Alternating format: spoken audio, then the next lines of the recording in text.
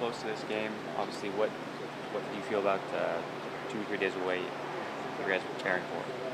It's been a good week. For us, our walkthrough could have been a little better, but for the most part, I think mentally we're getting there, and we have the next couple of days to kind of fine tune things and get ready. What needs to be fine tuned still, and what did you want to see different tonight? Communication, some of the same old stuff, but we can't overemphasize communication. That really helps us out, and we were a little quiet, and we were kind of not really communicating, and guys were kind of lined up in the wrong spots. But again, we have time to kind of fix those things and get ready.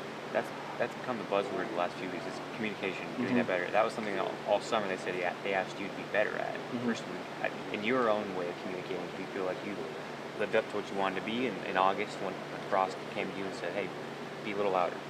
Yeah, and for the most part, I think the whole communication, the vocal leadership has come a long way for me.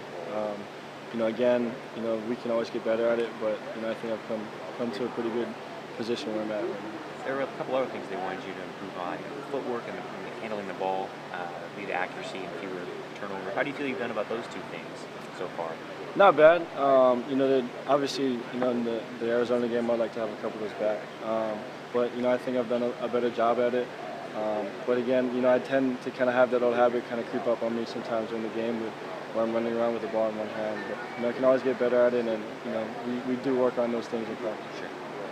Marcus, how do you handle it in general when people come up to you for autographs? Because a couple high-profile players are dealing with that kind of controversy of whether they got paid or not, and how that industry kind of works. Yeah, well, when I grew up, I used to like getting autographs from NFL players and college athletes. So for me, it's something that I guess you kind of come to get used to. It's something that you should do as an athlete. There's a lot of people that look up to you as a role model, and obviously guys will want to fight for pay with that kind of stuff, but it should be just what you do as an athlete. Do you try to mostly limit it to kids and stuff like that? Yeah, that's where it gets into a gray area because, obviously there will be guys that will want you to sign helmets, and those things will kind of come up for sale. But it's tough. I mean, for me, and I think a lot of these guys in the locker room, you do want to sign everything just because for us that's what we feel is the right thing to do. But again, there's a lot of gray area with that stuff, and stuff. Is there a way you safeguard yourself by trying to make everything personalized? Do you try to personalize your signature in some way? Yeah, and just asking their name and just writing their name on the item that they have, or a lot of times if you get a bunch of guys to sign it, and one guy kind of writes his name on it, then you guys kind of clarify it that way. But obviously there's a lot of things that they've helped us out here with, a lot of tips that the university has kind of educated us about, and again, it's just one of those things you got to make sure you're careful. How does the university educate you guys on that? I mean, we have meetings all through fall camp. There's times where they bring guest speakers in, and then there's times where they kind of go over things like signing autographs and making sure that you understand that whenever you sign something, you kind of put your eligibility at risk, and make sure that you understand that if you personalize it, you kind of clarify yourself. Which autographs did you have growing up that you liked so much?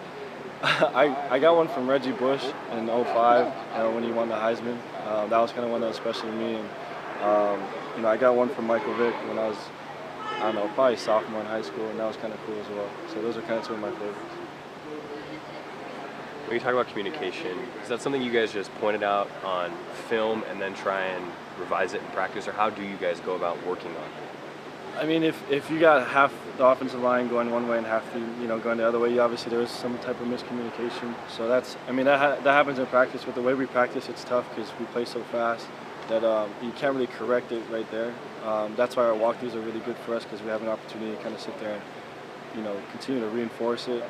So a lot of times you said it best. You kind of see it on film and work from there. Thanks, Marcus. Have a good day.